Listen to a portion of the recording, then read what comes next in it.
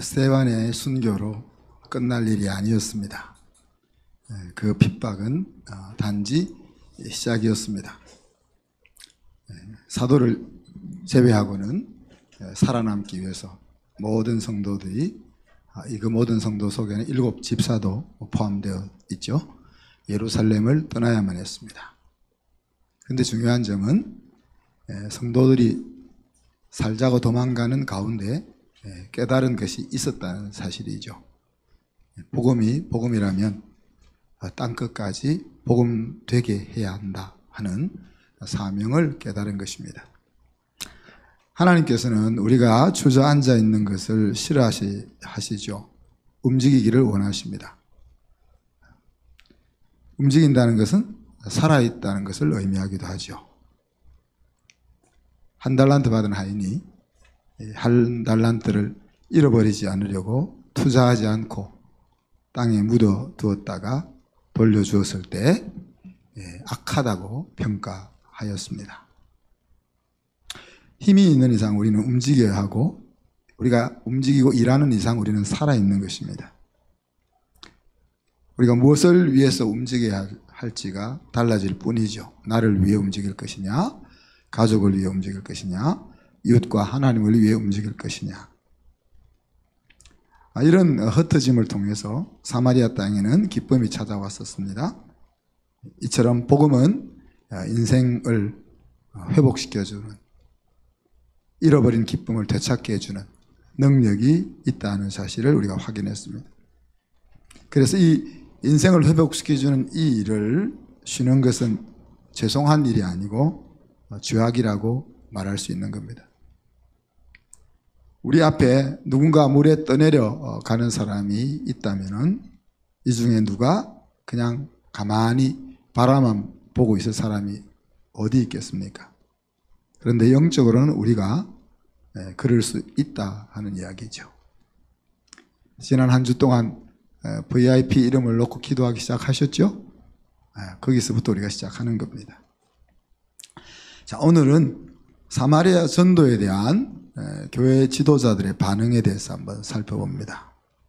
그래서 우리도 본성으로 받아들일 수 없는 일들이 일어날 때 어떻게 반응해야 하는지, 그런 것을 같이 배우기를 원합니다. 자, 오늘 일어났던 이 사건은 구속사에서 어디에 해당할까요? 우리가 구속사를 간단하게 창조, 타락, 구속, 회복이라는 그런 선으로 우리가 생각해 볼 때 어디에 해당할까요? 네? 회복 부분도 구속과 회복 이 속에 있다. 주로 거기에 해당된다고 말할 수 있겠죠. 사도들이 리브드 스토리를 하고 있는 거다, 그렇게 보시면 됩니다. 하나님의 그 대서사시, 더 스토리를 그 대 스토리 속에서 사도들이 한 부분을 써 내려가고 있다 하는 이야기죠. 그래서 하나님의 그레이트 에픽에서 우리들의 이야기가 어떻게 또 어떤 부분에서 전개될지, 될 수 있는지, 그것을 우리가 볼 수 있는 부분입니다. 그래서 우리의 인생을 그냥 내가 살아가는 관점에서만 보지 말고 하나님이 인류를 향하여 이끌어 가시는 큰 역사 속에서 내가 한 부분을 담당하고 있는 그 생각을 좀 가질 수 있기를 바랍니다. 오늘 사건은 우리에게 2가지 질문을 던져줍니다. 예수님을 믿는데 성령을 받지 못한 까닭은 무엇일까 하는 질문과 사람 취급을 하지 않고 죄인으로 여겼던 사마리아 사람들에게 어떻게 복음을 전하게 되었을까 하는 질문입니다. 예수님을 믿는데 성령을 받지 못한 까닭은 무엇일까 하는 질문은 이해하기가 쉽지 않습니다. 예루살렘에 있는 사도들이 사마리아 땅에 복음이 전해진 소식을 들었습니다. 빌립을 통해서, 또 빌립과 함께 갔던 다른 집사들에 의해서 하나님의 복음이 전해졌다는 소식을 듣습니다. 그래서 베드로와 요한 2 사도를 이 사마리아 땅으로 파견하죠. 그리고 파견받아서 내려갔던 그들, 베드로와 요한은 사마리아 땅에 딱 도착했을 때 뭘 하고 있습니까? 15절에 보면 그들이 성령 받기를 기도했습니다. 그들이 성령 받기를 기도한 이유는 아직 사마리아 땅에 한 사람도 성령이 내리지 않았다 그랬고, 예수 이름으로 세례만 받았기 때문이다 라고 설명을 하고 있습니다. 그리고 17절에 가면 베드로와 요한이 한 사람 한 사람의 머리에 손을 얹고 안수할 때 그 사람들이 성령을 받았다고 이야기하죠. 그리고 누가는 그 장면을 이 성령은 하나님이 그들에게 주신 선물이다라고 해석을 하고 있습니다. 예루살렘 교회가 세워질 때 사도행전 2장에 보면 베드로가 이렇게 외쳤습니다. 예루살렘 청중들에게 구원의 원리를 이렇게 이야기했습니다. 너희가 회개하여 예수의 이름으로 세례를 받고 죄 사함을 얻으라. 그리하면 하나님께서 너희에게 성령을 선물로 주시리라. 그렇게 구원의 원리를 선포했습니다. 근데 오늘 사마리아 땅에서 세례를 받았는데 성령을 받지 못했고, 베드로와 요한이 성령 받기를 기도하고 안수해 주었을 때 비로소 성령을 받았다 하는 이야기입니다. 이제 앞으로 그러면 성령 받으려면 우리가 매일 가서 우리 남덕 집사님한테 기도하고 조별한 권사님한테 그렇게 해야 되느냐?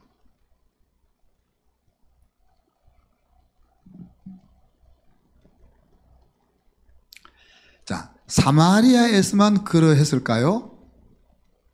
아닙니다. 에베소의 목회자였던 아볼로는 요한의 세례만 알고 있었다라고 소개합니다. 그래서 아볼로는 목회자잖아요. 에베소 교회를 섬기는 목회자인데 요한의 세례만 알고 있었고, 브리스길라와 아굴라라는 평신도 사역자가 하나님의 도를 더 자세히 풀이해 주었다 그랬습니다. 사도행전 18장입니다.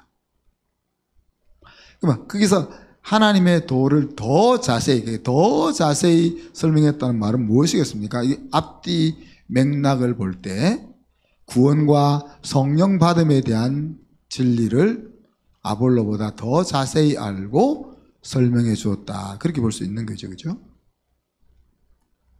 사도행전 19장에 가면 에베소 교회 제자들도 그랬습니다. 사도 바울이 에베소 교회에 갔을 때 모여있는 제자들에게 묻습니다. 너희가 믿을 때에 성령을 받았느냐? 그렇게 묻습니다. 그때 그 제자들의 대답은 아니라 우리는 성령이 계심도 듣지 못했다 그랬습니다. 받는 것은 고사하고 들어보지도 못했다 그랬습니다. 그래서 베드로가 그 제자들에게 하나하나 안수할 때 12명이 제자가 성령을 받았다 그렇게 소개하고 있습니다. 고넬료에게 말씀을 전할 때 성령이 말씀 듣는 사람들에게 성령이 임했다 그렇게, 그 장면을 베드로가 보고는 이방인에게 성령 부어주심을 보고 놀랍니다. 그래서 놀라서 하는 말이, 야, 하나님이 이들에게 성령을 받게 했으니까 물로 세례를 주는 것이 무엇이 문제가 되냐? 그래서 이제 물로 세례를 줍니다. 회개하고 세례를 받고 성령을 받는 그 구원의 원리인데, 이렇게 성령을 받고 세례를 받기도 하더라 하는 이야기죠. 지난주에 보았던 12절 말씀에 보면 12절 한번 읽어볼까요? 빌립이 하나님 나라와 및 예수 그리스도의 이름에 관하여 전도함을 그들이 믿고 남녀가 다 세례를 받으니 그랬습니다. 자, 이 말씀을 자세히 보면 사마리아 땅에 있는 사람들이 예수님을 믿고 세례를 받은 것이 아니다. 뭘 안 믿고 세례를 받았다는 이야기도 아니지만 포인트는 빌립을 믿었다는 이야기입니다. 지금 이야기. 여기 이 말씀은 사마리아 사람들이 빌립을 믿었다는 거예요. 근데 그냥 빌립을 믿은 것이 아니고 빌립이 하나님의 나라를 이야기해주고 예수가 그리스도라는 것을 전파하는 빌립을 보면서 빌립을 믿었다는 거예요. 그래서 빌립을 따라가면 뭔가 복음을 만날 수 있겠구나 이런 생각을 가졌다라고 볼 수도 있는 겁니다. 그래서 전도함을 그들이 믿고 세례를 받았다 그렇게 이야기했죠. 그래서 14절 말씀해 보면 예루살렘에서 이 소식을 듣고는 어떻게 이 장면을 이해했습니까? 14절 예루살렘에 있는 사도들이 사마리아도 하나님의 말씀을 받았다 함을 듣고 그랬습니다. 이게 하나님의 말씀을 억셉트했다는 거예요. 자, 하나님의 말씀을 받았다는 것과 성령을 받았다는 것과 복음을 믿었다는 것과 약간 뉘앙스가 있다는 이야기예요. 물론 하나님의 말씀을 받았다는 것이 예수님을 믿었다는 말로도 이해될 수 있습니다. 그죠? 그리고 하나님의 말씀을 받았다는 것이 믿음으로 성령을 받았다는 것과도 동일하게 사용될 수도 있습니다. 그런데 오늘 말씀에서는 이것이 좀 차이가 있는 거죠. 이렇게 이해하면 조금 이해를 돕기 위해서 설명하는 것이 더 혼란시킬 수는 있지만은 자, 여기 이제 건축을 할 때 각 룸에다가 전기 스위치 콘센트를 딱 집어넣잖아요. 콘센트를 집어넣는 것과 같은 일이 말씀을 받는 일에 비유될 수가 있습니다. 그리고 이 성령을 받았다는 것은 그 콘센트에다가 우리가 플러그를 탁 꼽는 것과 같다. 그렇게 비유할 수가 있을 것 같습니다. 자, 둘 다 그 역할이 있죠. 콘센트는 전기를 거기까지 제공해주는 소스 역할을 합니다. 그래서 콘센트가 없으면은 플러그를 꽂을 수가 없습니다. 그죠? 이건 아무 일도 일어날 수가 없다는 이야기죠. 자, 그렇지만 콘센트를 만들어 놓았어도 우리가 플러그를 그곳에 꼽지 않으면 역시 아무 일도 일어나지 않습니다. 이처럼 하나님의 구원의 역사가 이루어지기 위해서 하나님의 말씀이 전달될 때 그 말씀을 내 믿음으로 받아들이기 전에 말씀을 억셉트하는 단계로 생각해 볼 수 있는 거죠. 그 말씀을 억셉트했다고 해서 그 말씀이 온전히 내 것으로 되었던 것은 아니다. 우리가 see the story에서 my story로 이야기할 때 그 과정이 있다고 볼 수 있는 거죠. 하나님의 예수 그리스도를 통한 구원과 하나님의 하신 일들을 억셉트한다는 말이 see the story인데 그 see the story가 my story와 같을 때도 있고 아직 my story를 넘어가지 않았을 때도 있다는 거예요.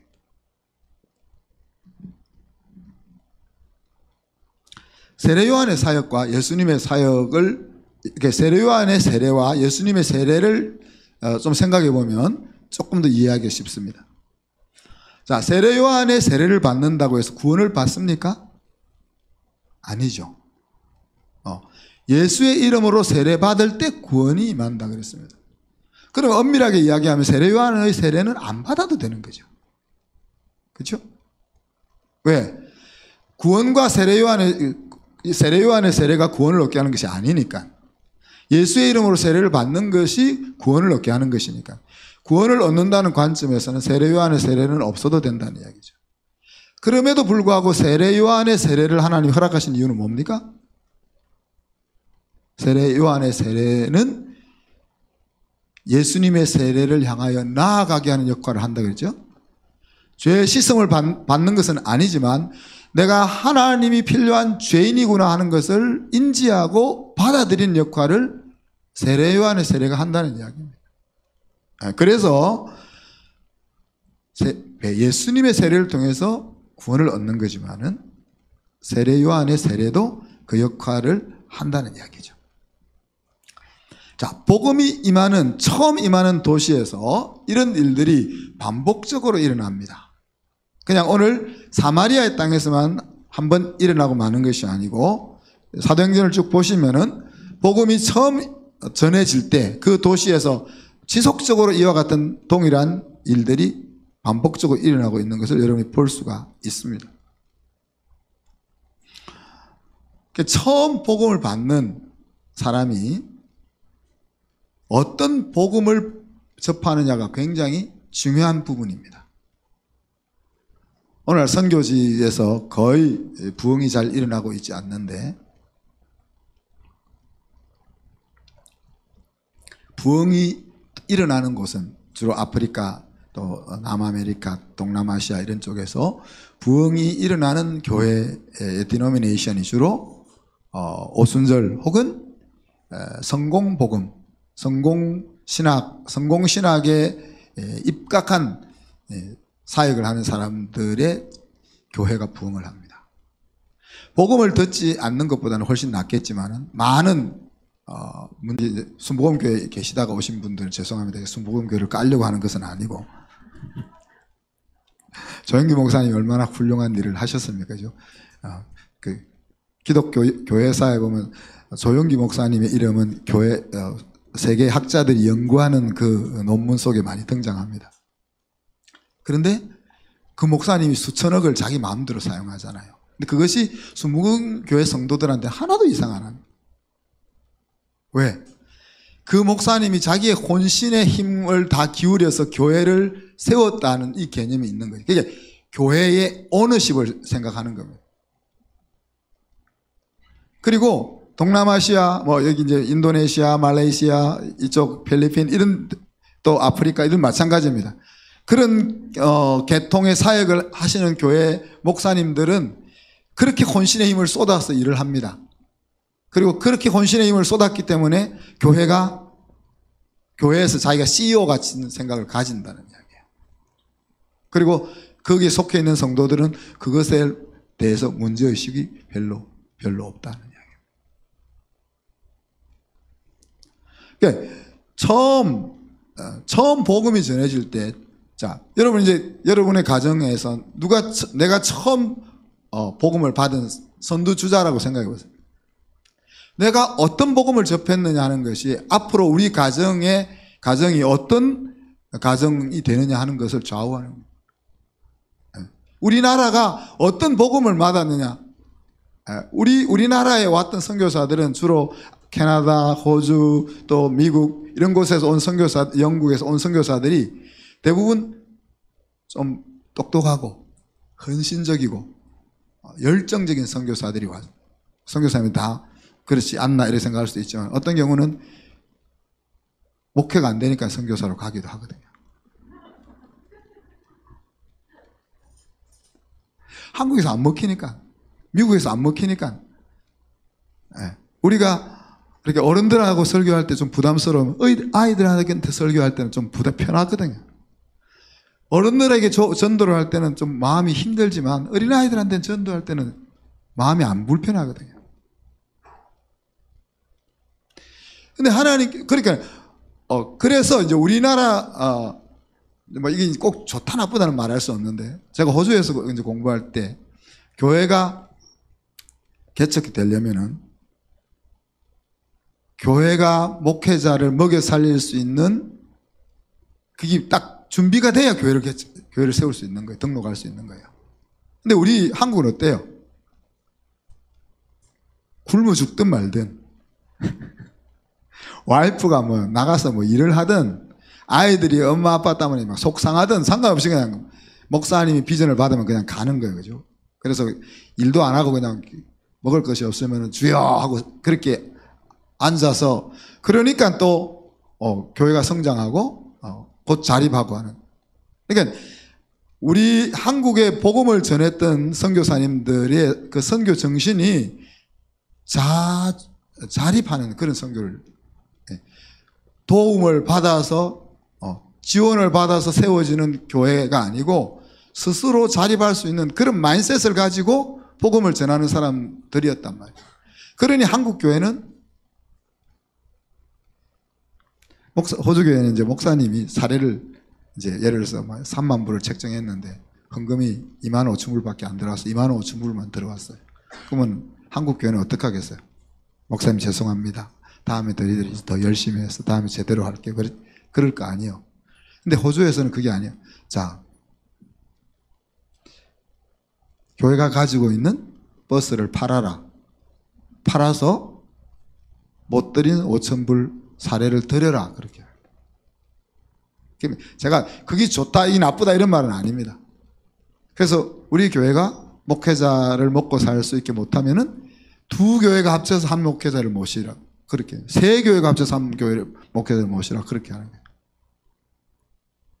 자, 지금 어느 것이 좋다는 말이 아니고, 복음을 받을 때, 누가 그 첫 복음을, 어떤 복음을 받느냐가 중요하다는 얘기예요. 여러분이 저와 만난 것이 얼마나 복된 일이겠어요. 또, 저도 여러분을 만난 것이 얼마나 복되겠어요. 말을 안 하려고 했는데. 초대교회 사도들은 이 원리를 생득적으로 깨닫고 있었던 것이에요.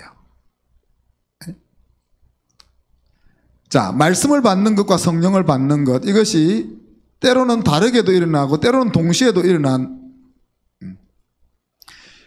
일어나는 것이 가장 좋지만 대부분의 경우는 여러 단계의 과정을 거쳐서 말씀을 받는 것에서 성령을 받는 것으로 구원의 완성이 이루어집니다. 논리적으로 보면 복음을 믿어 구원을 얻으면 모든 것이 이루어진 거잖아요. 그죠? 우리가 예수 믿고 구원 얻은 것이 불완전한 거 아니잖아요. 예수님이 더 우리를 위해서 십자가를 한 번 더 져야 되고 예수님의 더 다른 사역이 있어야 되는 것 아니잖아요. 그렇지만 하나님의 말씀을 받고 복음을 듣고 그 복음이 내 마이 스토리가 되고 그 다음에 그 마이 스토리가 리브드 스토리가 되어서 구원의 완성에 이르기까지는 수많은 과정들을 거친다는 거예요. 그래서 초대교회 사도들이 한 일이 뭡니까? 네. 말씀을 읽고 묵상하게 합니다. 그죠? 예수 믿고 구원 얻었는데 또 말씀을 가르쳐서 배우게 합니다. 말씀이 그들의 삶에 적용되게 하기 위해 편지를 씁니다. 어떻게 보면은 사복음서가 예수님이 우리에게 준 복음이라면 사도행전은 그 복음이 어떻게 퍼져나갔는지에 대한 이야기고 나머지 편지들은 다 뭡니까? 이 복음을 성도들의 리브드 스토리를 하게 하기 위해서 사도들이 가르친 내용들이 계시록은 다시 계시지만 나머지 편지들은 더 스토리인 사복음서를 리브드 스토리를 하기 위한 사도들의 목회적 활동이었다는 이야기입니다. 그죠?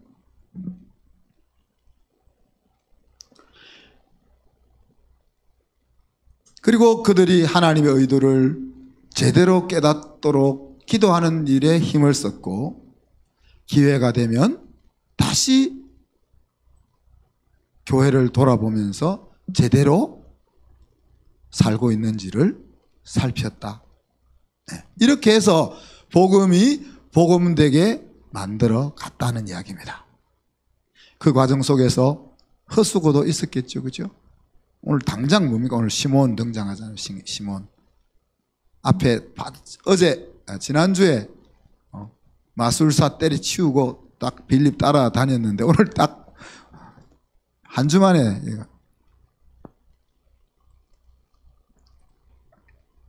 그러나 헛수고인지 바른 노력인지를 개의치 않고 사도들은 그 일을 계속합니다.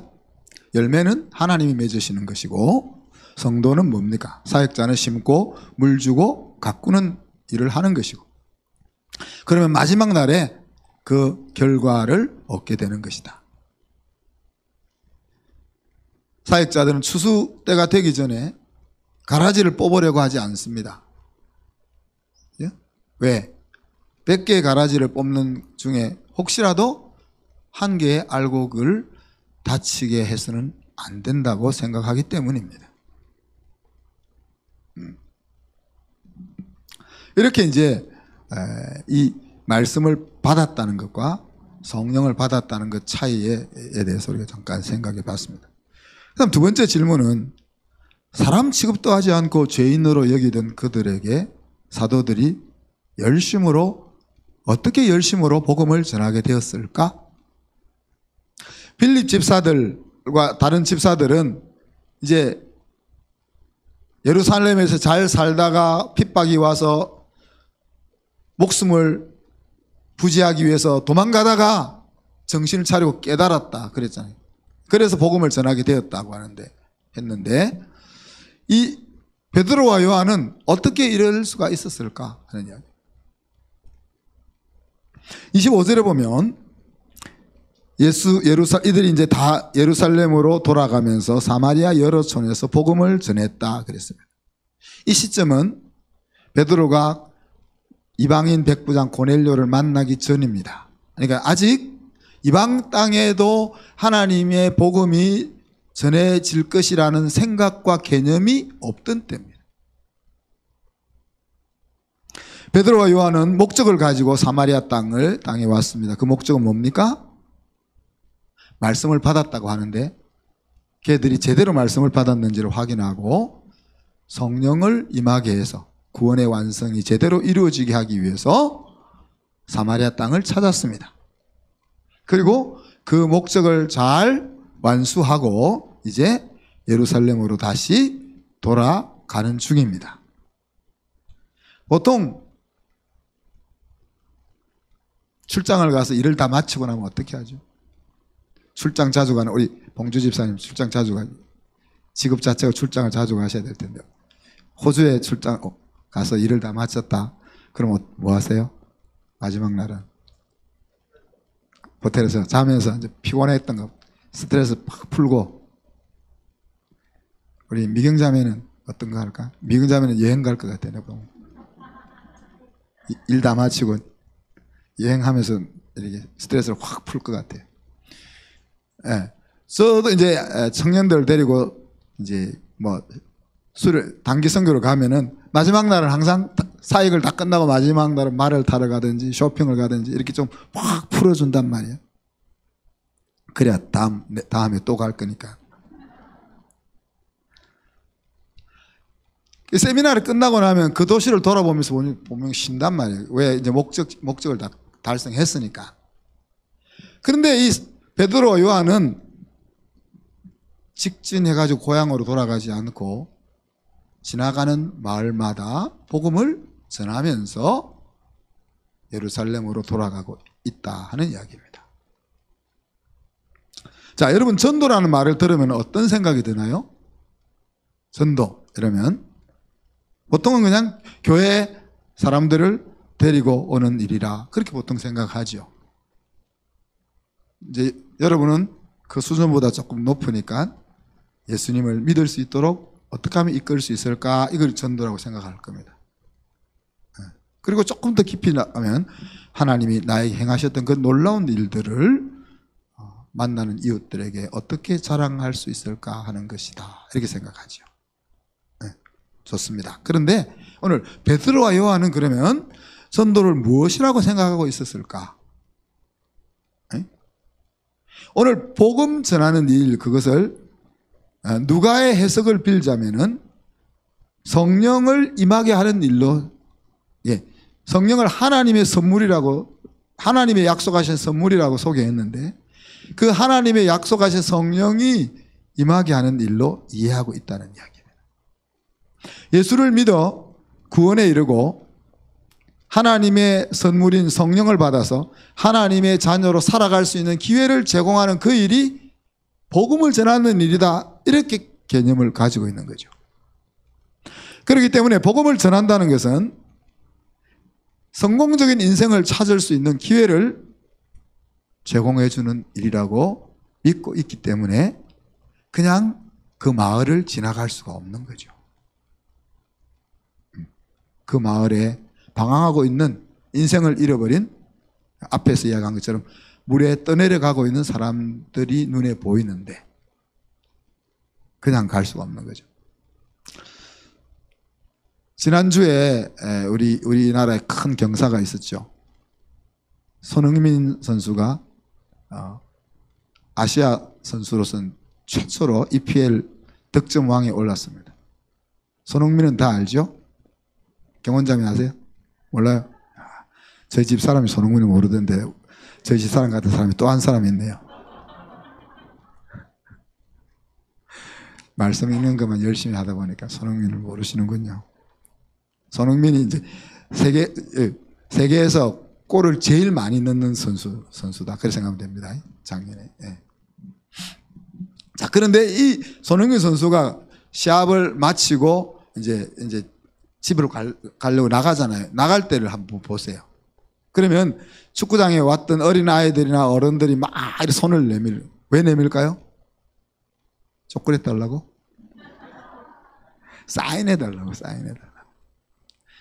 여러분, 90분 동안 또, 루즈 타임 이런 거 하면 뭐 거의 한 100분 뛰는데 100분 동안 달리고 나면 손흥민 선수가 보통 11km를 뛰거든요. 한 게임에. 더 많이 뛸 때는 12km도 뛰고. 그럼 11km를 막 뛰고 나면 어떻겠어요? 이제 우리 아마 다음 달에 체육대회가 열릴 텐데, 체육대회 우리가 어떻게 뛸까? 지금 뭐 운동을 요즘 안 해가지고 한 5분만 뛰고 나면 헥헥거리면서 앉아 있을 것 같아요.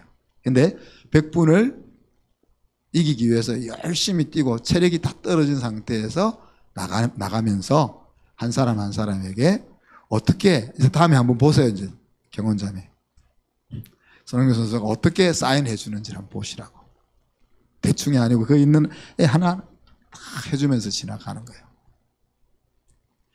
그 사인을 받는 것은 그 사람은 그 사인을 받는 사람은 나름대로 그 스토리를 만드는 거예요. 그죠? 야, 내가 언제 손흥민 선수 사인을 받았어. 손흥민 선수가 23골 득점왕 할 때, 그때 그 경기에 내가 봤어. 그렇게 그 사인을 딱 걸어놓고 액자에 넣어놓고 그렇게 할 거 아니에요. 나름 그 스토리를 만들려고 하는 거예요. 그러니까 자기를 응원하러 온 그 팬에게 가능하면 스토리를 안겨주기 위해서 가능하면 많은 사람에게 스토리를 안겨주기 위해서 그렇게 사인을 한단 말이에요. 전도라는 것이 단지 교회를 다니게 하는 일이 아니라고, 인생을 새롭게 할 수 있는 기회를 주는 것이라고 생각한다면, 좀 더 나아가서 죽어가는 영혼들이 사는 길이라는 그런 인식을 우리가 가진다면 우리가 얼마나 더 이 사인하는 일에 힘을 쓸 수 있겠냐 하는 이야기입니다. 손흥민 선수가 국익을 선양하기 위해서 열심히 뛰겠습니까? 그런 것도 있겠지만 사실 자기 돈 벌려고 열심히 뛰는 거죠. 그죠? 자기 돈 벌려고 뛰는데 국익을 생각하는 거죠. 그죠? 말씀을 마무리합니다. 아직 이방인에게 복음이 전해지는 것이 하나님의 뜻인지 아닌지가 클리어하지 않는 시기입니다. 이방인처럼 여기던 사마리아가 하나님의 구원의 계획에 포함되었다 하는 것을 베드로와 요한이 알게 되었을 때에 그들은 자기들이 가지고 있던 생각, 프레임을 넘었습니다. 그죠? 바로 이전까지 쟤들은 개와 돼지 같은 존재야. 쟤들에게는 하나님이 복음도 안 줄 거야. 그리고 쟤들은 죄인이야. 쟤들은 상종도 하지 말아야 돼. 그런 프레임을 딱 가지고 있었는데 하나님이 그들에게 구원을 주는 일을 하심을 딱 보았을 때 그들을 지배해 오고 있던 프레임을 깨뜨리더라는 이야기입니다.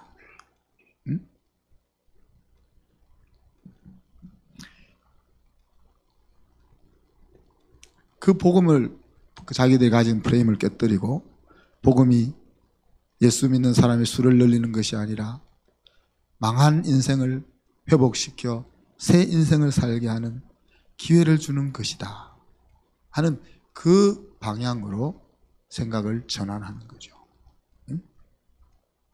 우리가 하나님을 이 신앙생활을 해나가면서 아까 우리가 처음에 질문, 우리는 지금 구속에서 회복의 그 하나님의 그 더 스토리에 구속에서부터 회복 사이에 놓여 있는 우리란 말이에요.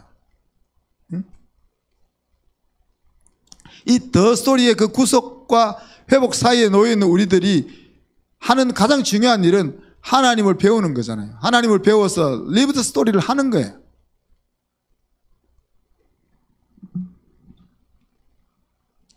근데 하나님을 배워나가는 이 과정 속에서 우리 나름대로 각자가 인생을 살아오면서 가지고 있는 생각 프레임들이 있습니다. 그죠? 그런데 그 프레임들이 하나님을 배우는 만큼 깨져야 되는 거예요. 깨져야 되는 거죠. 그래서 영혼을 회복시키고 살리는 그 문제 앞에서는 우리가 안고 있는 어떤 종류의 프레임도 깨어지는 것이 우리가 하나님을 얼마나 배우느냐에 달려 있다는 겁니다. 복음 전도에 있어서 가장 중요한 일은 하나님의 선물을 받도록 지원하는 겁니다. 예수님께서 기도에 대해서 이야기하시면서 구하는 아들에게 좋은 것으로 주시지 않겠냐? 너희 아버지가 그렇게 말씀했죠. 그래서 우리가 돈이 필요하면 하나님 나 돈이 필요합니다. 그럼 하나님 돈을 주신다는 거죠. 하나님 나는 큰 집이 필요합니다. 그럼 하나님 큰 집을 주신다는 겁니다. 하나님 나는 건강이 필요합니다. 그럼 건강을 주신다는 겁니다. 여러분 잘 안 믿기 때문에 제가 제 몸을 가지고 실험하고 있다 했죠. 한 80%는 되는 것 같아요. 제가 이 팔을 못 움직였거든요. 망치질을 너무 많이 해가지고. 이 6개월이 됐는데도 또 뭘 쥐면 또 그러는. 그래서 제가 이 물을 여기 안 두고 항상 이쪽에 두었던 이유가 물을 못 들겠는 거 있죠. 근데 지금 물 들잖아요. 한 80%는 나은 것 같아요. 여러분에게 나을지어다 하기 전에 저한테 먼저 해봐야 돼요. 인간관계에 문제가 있을 때 하나님 앞에 기도하면 하나님 그걸 해결해 주시죠. 그런데 거기서 예수님께서 이제 그래서 사복음서를 자세히 이번에 보시면은 다른 기자는 이렇게 이야기했습니다. 그 뒤에 하나를 더 첨부했어요. 구하는 이에게 성령을 선물로 주지 않겠느냐 그렇게 이야기했습니다. 돈도 주고 건강도 주고 인간관계도 회복시켜주고 문제도 다 해결해 주시겠지만 그 모든 것의 원천인 리소스인 성령을 주지 않겠냐 그렇게 이야기했습니다. 그래서 오늘 누가가 말한 것처럼 가장 좋은 우리 인생이 하나님의 아들 딸로 살아가는 데 있어서 없어서는 안 될 하나님의 선물인 성령을 전달해 주는 그 일이 복음 전하는 일이다. 그러기 위해서 저와 여러분이 먼저 나는 구원의 여정에서 어디쯤 와 있는지를 한번 생각해 보십시오. 요한의 세례에 혹시 머물러 있는 것은 아닌가? 오늘 사마리아가 말씀을 받았다 할 때 그 말씀을 받는 자리에 있는 것은 아닌가? 성령의 세례를 받아서 내 가치관이 하나님 나라 중심으로 방향이 틀어졌다. 그 자리에 있는지. 성령의 인침을 받아서 내가 하나님의 자녀라는 사실을 확신하고 하나님의 자녀로 자녀의 권세를 사용하며 살고 있는 자리에 있는지. 성령 충만해서 내 힘이 아니라 성령의 능력으로 살아가고 있는지. 내가 하나님 일을 하면서 리어카 뒤에 하나님 일에 짐을 싣고 내가 막 끌고 그렇게 가고 있는지, 아니면은 자동차에 짐을 싣고 운전대를 잡고 자동차를 끌고 가고 있는지. 내가 하나님의 그 구원의 여정 속에 내가 서 있는 위치가 어디 있는지 하는 것들을 먼저 짚어보고, 그리고 나도 하나님이 믿는 자에게 선물로 주시겠다고 약속하신 그 모든 자원의 원천이 되는 성령을 선물로 받은 자인지, 그리고 받아서 그 성령을 사용하고 있는 자인지, 그리고 내 옆에 있는 사랑하는 사람에게 그 하나님의 선물을 전달하는 사람이 될 수 있기를 주님의 이름으로 축복합니다. 이 시간 말씀 생각하면서 우리가 1, 2분 동안 기도합시다. 하나님께서 우리에게 하나님의 선물을 전달할 사명을 주시는데, 이 선물 전달자로 살 수 있게 주시옵소서. 그리고 내 주변에 그와 같은 영혼들을 위해서 기도를 시작하게 하여 주시고, 그들에게 복음을 자랑할 수 있는 기회를 만들어 달라고 합심해서 한번 2, 3분 동안 기도하겠습니다.